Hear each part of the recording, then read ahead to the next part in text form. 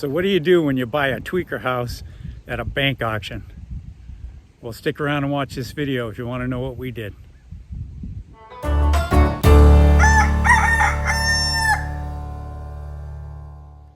Hello Huntsteaders. So today is, I believe, December 18th, Monday.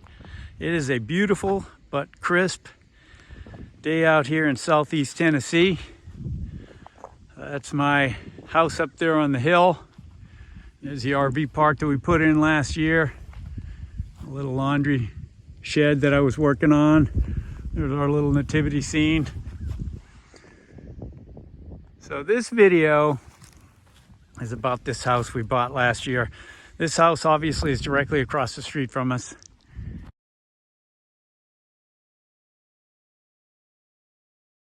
And it was a dump. I'll put pictures in as I edit this video so you can see what I was talking about. But some people lived here. They defaulted on it almost immediately getting in 5 or 6 years ago. Didn't pay any taxes or anything. And they just trashed the place. I mean, this unit was built in 1999, so it's about 25 years old now, but it's on a solid foundation. And it's, thankfully, structurally, it's pretty sound. I mean, we bought it not knowing what it was going to be like inside. But this whole yard was grown up, I mean, knee high. It's on an acre of land, and looking at it from our house was just horrible. This area over here, they had a couple of sheds, an old broken down RV walls and parts all over the lawn. Between this carport and the house and the back deck, it was nothing but trash, literally. And that carport was loaded with trash. It took me about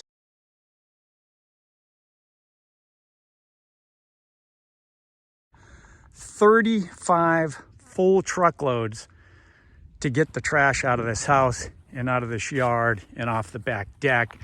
And that doesn't even include removing the drywall and everything else. We ended up getting a big dumpster and put up front here and got rid of it that way. But it was unbelievable how long it took me to clean that place out. And this lawn, so I talked to my neighbor over here. He used to mow the lawn for these guys until it just got untenable for him. But I asked him, you know, what he thought was over here, because the lawn was so grown up and so thick, and we got it in April. So out here in this area, in April, May, the lawn starts growing, and you know, you can't see down at the bottom. And this had probably a couple years worth of grass in it. And over in here, I was mowing on my mower and just wincing as I was driving through. But thankfully, I didn't hit anything. And this whole field was loaded with rats. I'd chase them into the woods back here with my mower. They were just living here in the tall grass. I got great neighbors here. This guy's a great guy. And the 3 lots behind us where that red barn is, and these 2 lots belong to a guy named Jay who he actually lives out of the area, but he's got a house down on the lake. He takes care of that pretty good. So one of the first things I did was, when we got the property, was mow the lawn and at least get that process started. And the neighbors loved me for that. And here in the backyard, this was all grown up over here. They built this, I guess at one time this was maybe a screen room, as there are a number of screens. You can see them here on the back deck. Then they decided to close it in with metal roofing and and siding. I mean, it's just a wino setup like most everything else that was done around here. And this deck, I talked to the people who actually built the house, and it's on a solid foundation. And the deck was, you know, beautiful at one time. I'm going to have to redo the whole thing. It's obviously a big deck. I'll probably tear that thing down or maybe turn it back into a screen room. I don't know, but it's not going to stay like that. That's for sure. And then there was trash. Literally, like I said, this area from here all the way over to there, all this area just loaded with junk all up in front of the carport. This area right here by the corner, where you can kind of see the dead grass right here, they had a jacuzzi, like one of those 4-seater above ground jobs. And I made the mistake, actually my friend Christian made the mistake of lifting it up, and it, like everything, it was loaded with crap. Eventually my neighbor up here on the hill, the guy in the White House, he was coming by in his tractor one day when I was doing some work over here, and he goes, we had the dumpster up front. He goes, what are you gonna do with that jacuzzi? I'm like, I want it out of here. He says, move aside. He takes his tractor, picks it up, stuffed it in the dumpster. I was so happy he did that. I was trying to figure out how I was gonna get it out of here. And then literally, I just, 2 or 3 days ago, I cleaned out all the crap under here. It was typical, loaded with plastic and bottles and cans and metal things and just trash. They literally threw trash everywhere in this house. And this place is so grown up on during the summertime, and snakes and everything else. I didn't want to get under there, but now that we're in winter, I just crawled under there the other day and cleaned everything out. So I'll probably weed whack it.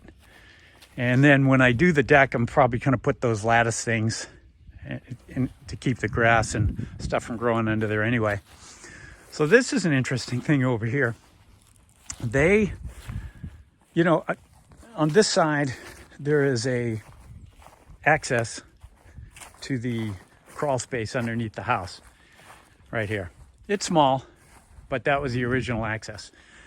And I know I hired a HVAC guy who came in, and one good thing, the HVAC system works great, and he tuned it up and serviced it and everything for me, and he was able to access over here.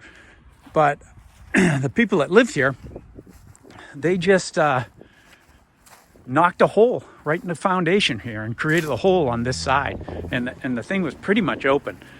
So I just propped this thing up using crap that was laying around in the lawn, and then I'm going to end up put another access point over here, and at least we have an access point on either side of the house, because it's a long house. It's about, I don't know, 60-70 feet across, so that's a long way to crawl. Even though it's a decent crawl space, it's about 3 feet deep under there. I haven't been under there, but one of the main things I did is I had my water, the incoming water redone with PEX, and because they had that old cheap plastic stuff that came with these houses when it was initially made, so I got rid of that and PEXed it out. So the guy who did the work and the HVAC guy was crawling under there, and they said it's not so bad. I haven't been under there myself yet, and then the windows all need to be replaced. I mean, literally, this one blew out one day and broke. I got some plastic in there now. I'm picking them up on Wednesday. But all the seals are worn on them.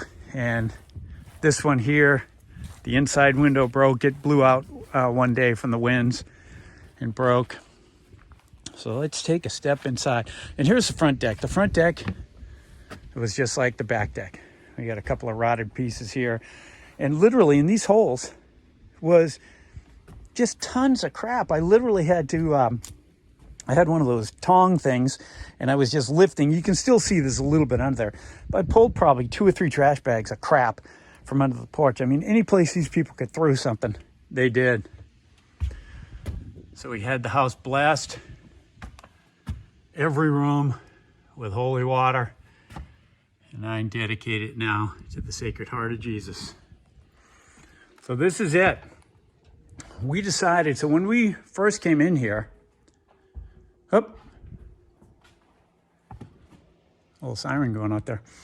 When we first came in here, this place was a disaster area.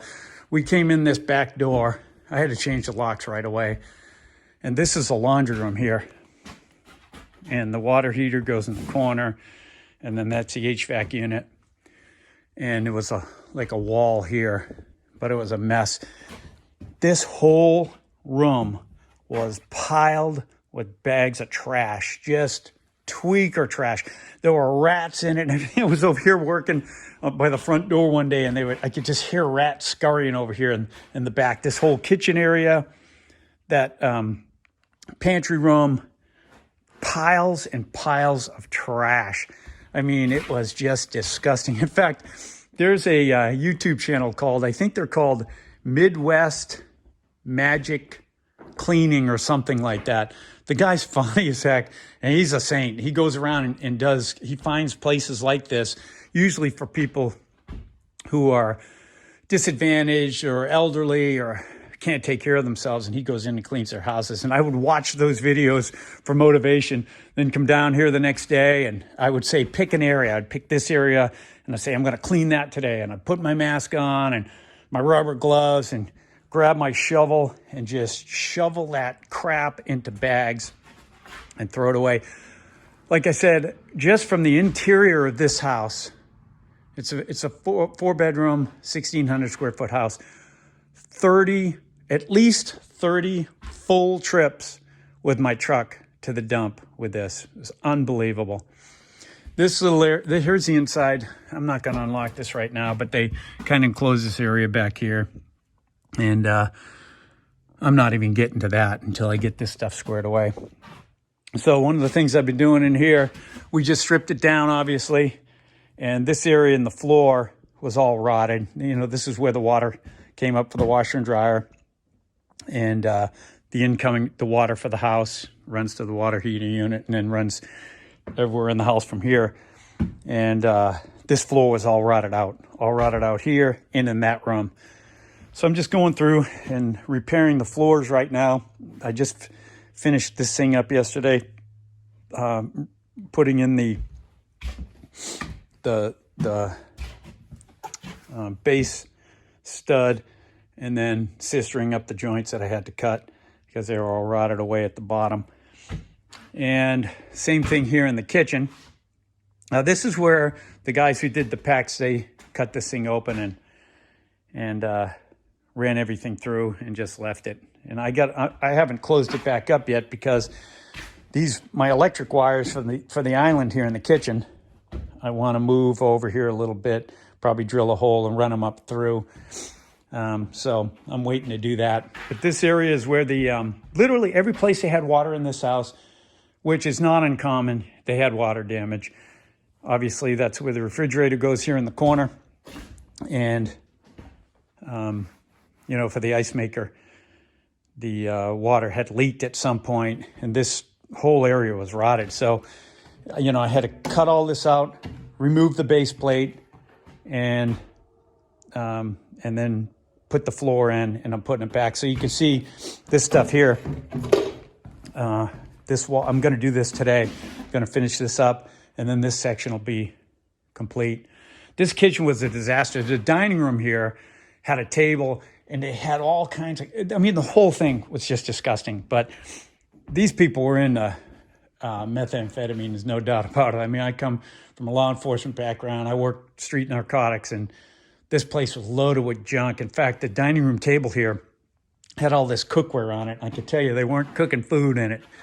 And my wife actually got a drug test from the store, and we could test it. It tested for amphetamine, so we were making sure we were rubber gloved and cleaned up, coming in and out of here, wore my mask and everything else. It was disgusting. The kitchen was loaded with crap. There was all kinds of wood flooring down here and just piles of crap over in the corner. The stove was a disaster.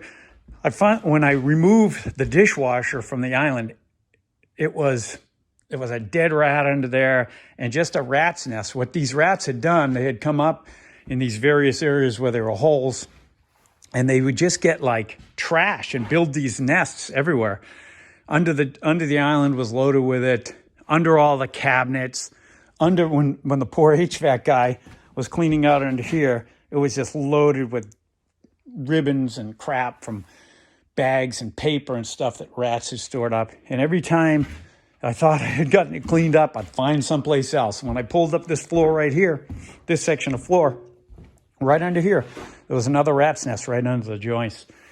So what I'm going to have to do eventually, when I get this thing drywalled up and cleaned up. I'm going to bring somebody in to remove the barrier underneath and strip all this old worn insulation, re-insulate underneath, and put a new vapor barrier up. That's one of the things I'm going to hire out. These bedrooms, so there are 2 bedrooms here in the back. This bedroom was a kid's bedroom. Like I said, with a big hole in the floor that they kind of patched up with a piece of wood on top of it. And the carpet in here was just loaded with rat feces. It was disgusting, but nowhere near as disgusting as this room. This back bedroom here, there was like 4 or 5 mattresses stacked in that corner. And that whole area of the floor was loaded with trash, with food, and it was nasty. I was so happy when I got this room cleaned out. Got a couple of closets in here. I decided to keep, when we were tearing out the drywall, this stuff in the closets that's still good, I kept on a couple of places, and that way I don't have to replace stuff unnecessarily, particularly in a place like the closet. I'm working on fixing the floor over here. So this is when my plumbing came in to the bathroom. I'm able to keep this tub. So I'm just going to clean it up and put it back in over here. But, you know, obviously we ran the new PEX in, and I've got to get this floor situation squared away like everywhere else along that side. I might have to do something for that toilet flange. I know they sell these kits you can add to it, clean it up and add to it to stabilize it. So that should be good. So this is the guest bathroom here. It's pretty small, you know, there was a little vanity and sink right here, the toilet and the shower in the back. And then they have this little closet here. Again, this is one that was not damaged. So I'm probably going to pull all these shelves and clean this thing up and paint it, but I'm going to leave the drywall existing there. And part of the problem with the drywall, and one of the reasons we stripped it, when I came in, you know, I've never owned a manufactured home before. When I came in, all of these, the vast majority of the plugs were just kind of hanging out of the wall. And what I came to find out is they make these, they drywall these places with 3/8 inch drywall. So you know how thin 3/8 of an inch is. Well, and also they don't put in, like here you can see I'm putting in boxes, electrical boxes everywhere. Well, they don't do that. What they do, so the way they build these manufactured homes is they put the floor on first. It's like the trailer's down, they put the floor on. Then they come and lay these 1x4 strips for the base, and then they frame the walls over the top. And then they run the electric and the water and everything from there. Well, once they get it drywalled, these things just clip into the wall. So you just put them in there and they clip in.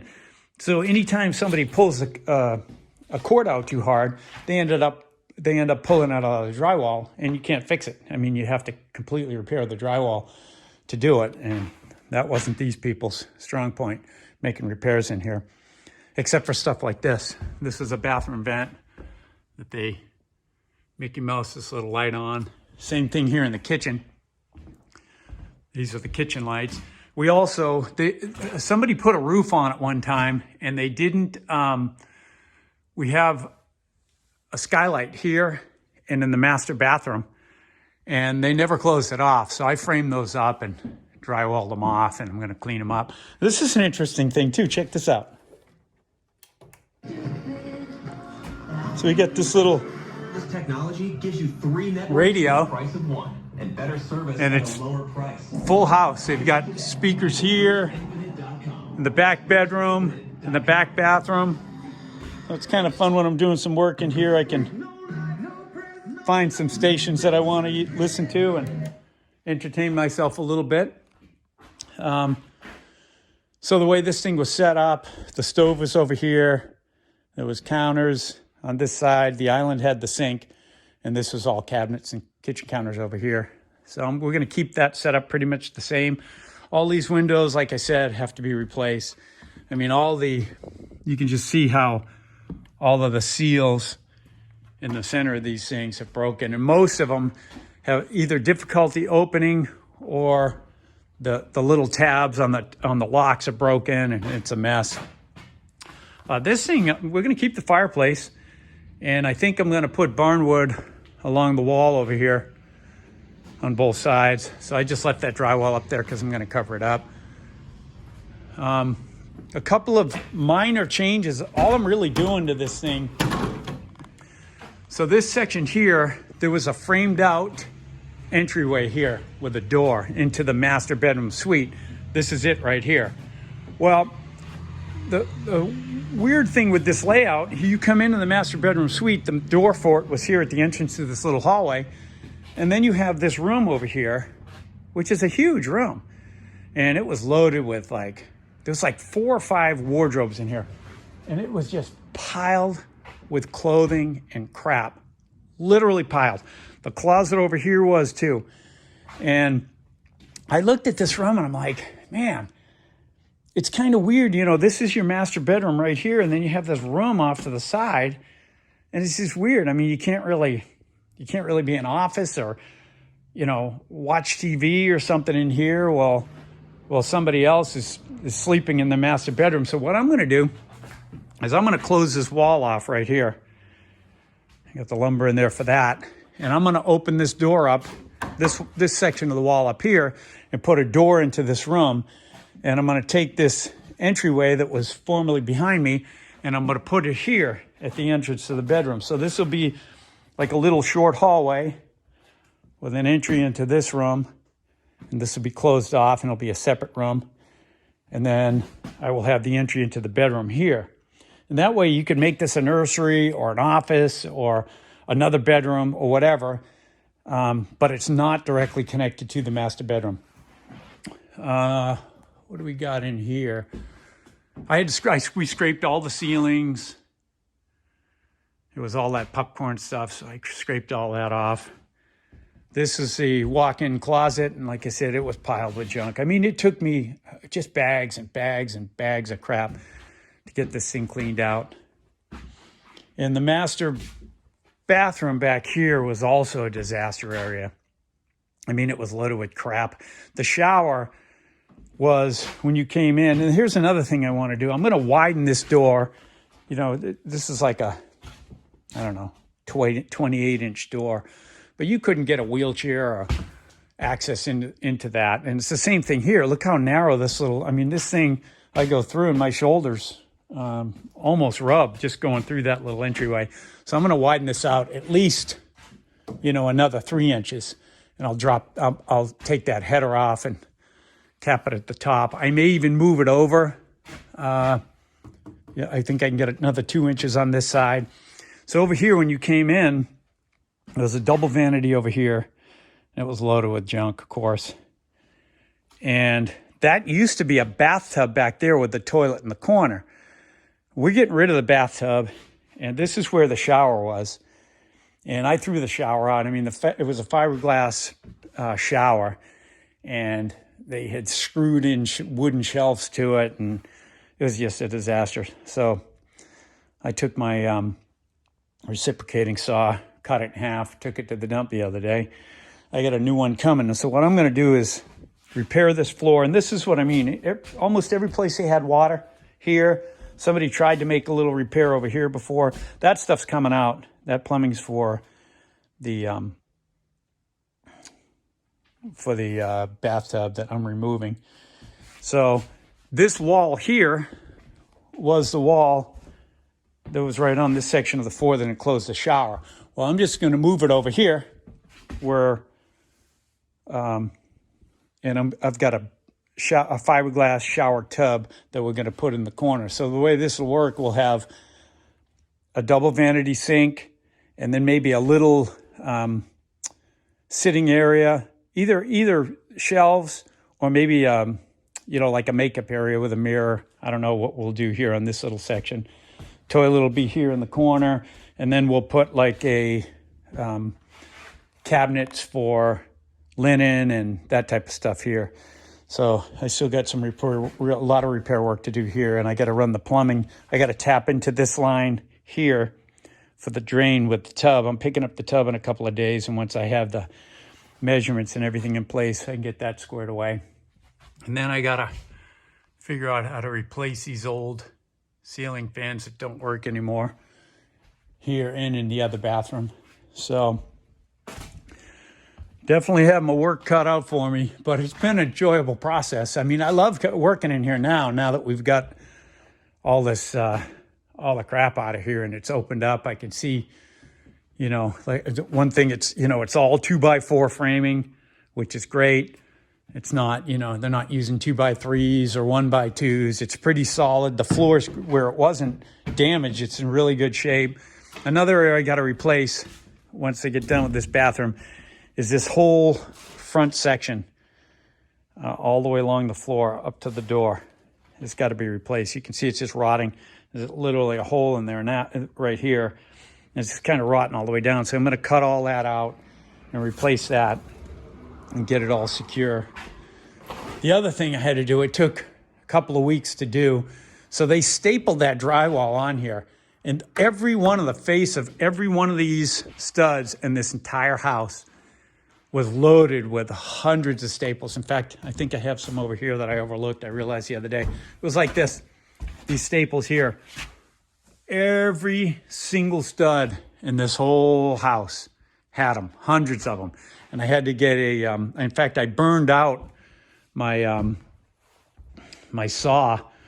I forget the name of these saws here. Where is that thing? This guy right here. And I just burned out a motor on the first one, and this is my second one. But literally, I would pick a room, just like when we get done, you know, that's how I handle the trash. I'd say, I'm going to do this closet today. I'm going to do this bedroom, and I'd just come in and do it. Same thing here. I started in this room, and I started in the closet, and I, you know, used this thing to cut all the nails and staples off. And then the next day I did half this room, then I did the other half, then I did the bathroom, and I just worked my way through the house. It probably took 2 weeks, a couple hours a day to get that done. But now we're down to the bones and we can start rebuilding it. So it's kind of fun. I'm really excited to be able to do some work in here that will improve the place for once instead of getting junk out of here. So today, I'm going to finish up on this little section right here. And I got to look into my lights, and I got to decide what I'm going to do on this speaker system. Obviously I don't want this. It's a, you know, cassette tape, and the reception isn't that great. But I either have to pull these speakers out and patch the holes or find an alternative for them. And I think what I might do is get a Bluetooth speaker system, and they sell like a little, it's like a little box that goes in the wall. It's almost the size of like a plug, and you can either plug in your phone or whatever to it, and it'll play over the speakers, or you can just Bluetooth connect your devices to it. So you could play your TV off it. I mean, these speakers sound pretty good, so we'll see. I got to figure out what I'm going to do there. And this section here, I'm going to put a beam, a half wrap here, and then a full wrap on this center section where they tied the two parts of the house together. So also in the kitchen, the refrigerator was actually right here. The spot for the refrigerator, like I showed you, was over behind. But when they lost their power, I guess it would have been a year ago, last September, they just unplugged it and left it right here. And when we came in here, that refrigerator reeked. And I'm like, oh my gosh, what am I going to do with this thing? And it was heavy. So I called my buddy Christian. I go, hey, can you help me get this refrigerator out of here? He's like, sure. He comes down. I tell him, wear boots, wear boots. Well, he comes in and he's got these rubber shoes that are ventilated. You know, they're like, they got holes all over them. They're super comfortable to wear, and he uses them for working around his house and stuff. But I was like, oh, I told you to wear boots. He goes, we'll be okay. I didn't know what was in that refrigerator, but I knew it was nasty. So we got a dolly, and we just strapped that thing up. And and we start pushing it out. So I leaned it back on me, and I'm going out the front door, and he's in front of it, kind of guiding it. We get it through the front door, and we go down the steps, and as we start bouncing it down the steps, liquid just comes pouring out of the nastiest smelling liquid you ever smelled come out of that thing, and it all over his feet and legs. So we stopped, and you know, I have the RV park across the street, and we've got the water at each side, so I don't get over there and wash that thing off. And we ended up leaving that thing. We wheeled it around the corner and left it up against the side of the house, and I left it for, I mean, I didn't know what to do with it. They have a little area that you can put appliances and stuff, but I just didn't know what to do with that thing full of crap. I just didn't know how to handle it. And then finally, after about, it had been sitting out there a few weeks, and we get a cool day for spring. It was like 50 degrees, overcast and cool. So I call up Christian. I go, hey, Christian, can you help me get this thing to the dump? He comes down. We put that thing on my trailer, drove it down to the dump. That poor guy at the dump, like we wheeled it, because it was heavy. I mean, it wasn't just a refrigerator. It was a refrigerator loaded full of crap. And we had the strap on it, and we just wheeled it off. And they have like a, one of those containers, or almost like I guess it's a trash bin with the, you know, a big dumpster with the door down, and people just wheel their metal and appliances and stuff. And we ended up wheeling it up there. And the guy from the dump, he didn't say anything, but he looked at us like we had two heads. You know, he's looking at that refrigerator, he's looking at us. We just wheeled it on there, pulled the straps loose, grabbed the gurney, got in the truck, and left before he could change his mind. But that was nasty. I was so relieved to get that thing out of here. But as I walk around now, I'm pretty happy with the place from what we've been able to accomplish so far. And, you know, a few more months of work here. Hopefully this place will look pretty good here one day. But yeah, so this is it. The Tweaker House. I've been calling it the Tweaker House, but now that it's starting to get cleaned up, I might have to try to find another name for it. Everybody tells me I need to stop calling it the Tweaker House, but I'm telling you, that's what it was. So if you can think of a name for it, put it down in the comments.